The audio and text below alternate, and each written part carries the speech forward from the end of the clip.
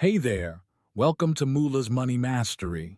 Today, we're learning about something vitally important to understand, which is what it means to invest. Spoiler alert, it's not about trading, and it's definitely not about picking your own stocks. Smart investing is actually kind of boring, but awesome for your future. What is trading? First, let's talk about trading. Trading means buying and selling things like commodities, stocks, crypto, or currency, but the goal is to do it in short time frames. Trying to predict when the price will go up or down, you make money by timing buying and selling just right. People who trade often buy and sell many times a day or week, trying to make quick profits. Sounds exciting, right? Well, not so fast. The problem with trading. The truth is, most people who try trading lose money. Yep, about 99% of people who day trade or try things like crypto get wiped out of the market.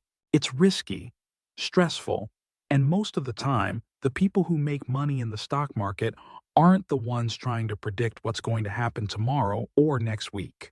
They're the ones who stay invested for the long term. Why you can't beat big money traders?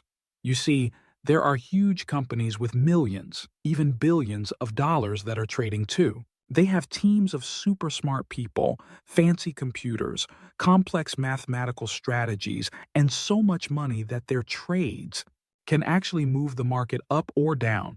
So, if you think you can beat that, well, it's like trying to outrace a Ferrari in a go-kart. You may have some luck here or there, but long term the go-kart has too much working against it. It just can't compete. Unfortunately, at some point you'll be on the wrong side of the big money and be crushed. Why investing isn't trading? Now, investing is something very different. When you invest, you're not trying to buy and sell quickly. You're buying something, like a piece of a company. That's what a stock is. Or even a whole bunch of companies, like a fund, and holding on to it for a long time. Investing is all about the long game, not the quick wins. The fact is, for economies to be stable, the stock market must go up over time. You have governments all over the world invested in ensuring markets have an upward overall trend. That's some powerful forces working in your favor. Why not pick individual stocks? Most people think that to be a good investor, you have to be an expert and pick your own individual stocks. But here's the thing. Almost nobody can pick stocks that will actually beat the market overall long term. Studies show that about 90% of individual stock pickers don't even match the market's average returns of 7 to 8% a year. Even professional money managers, with all their expertise, often don't beat the overall market long term. It's really hard to pick the right stocks. So, why can't you just pick your own stocks? Because it's really hard. Let's face it, you probably don't have hours every day to Research companies, study their financials, and keep up with market news, right? Even if you did, the big money traders with their huge computers and teams are still going to be faster and stronger in the market than you can be. Why ETFs and index funds are a better choice? It's not that you're not smart, it's that the game is stacked against you. As an individual, you just don't have the tools to consistently pick the winners out of thousands of individual stocks. That's why a much smarter approach is to invest in something like an ETF or an index fund. What's an ETF or index fund? An ETF or exchange traded fund is a basket of many stocks. When you buy one, you're basically buying small pieces of hundreds or even thousands of different companies.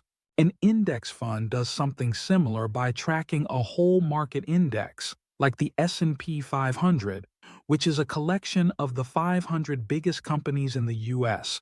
Diversification is key.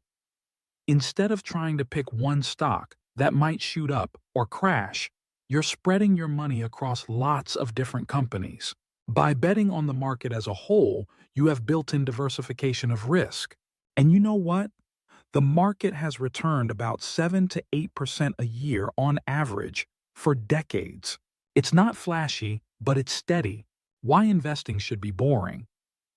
Here's the secret that most people don't tell you. Investing should be boring. You don't need to check the market every day, and you don't need to worry about big ups and downs. What you do need is to keep investing regularly, even when the market goes down, because in the long run, it always comes back up. Stick with it, even when it's down. In some years, the market will go down, sometimes a lot. But if you stick with it and keep buying more, you'll take advantage of those dips. Over time, you'll ride out the bumps, and your money will grow. The power of consistency. Consistency is key. If you invest regularly, like every month or whenever you get paid, you'll slowly build wealth over time.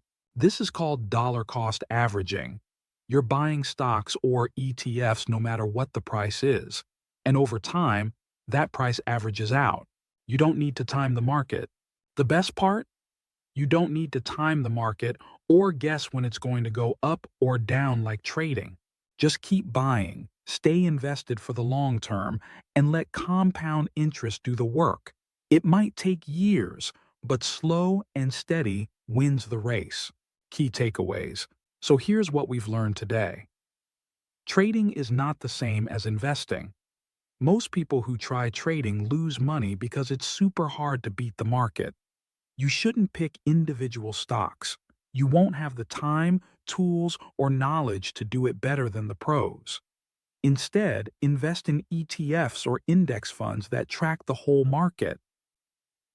Investing should be boring, steady, and long-term. Keep buying, even when the market dips. And finally, stay patient. Wealth grows over time. Thanks for tuning in to Moolah's Money Mastery. Remember, investing is about being smart and playing the long game. What do you think? Let me know in the comments. What are your thoughts and experiences when it comes to trading versus investing?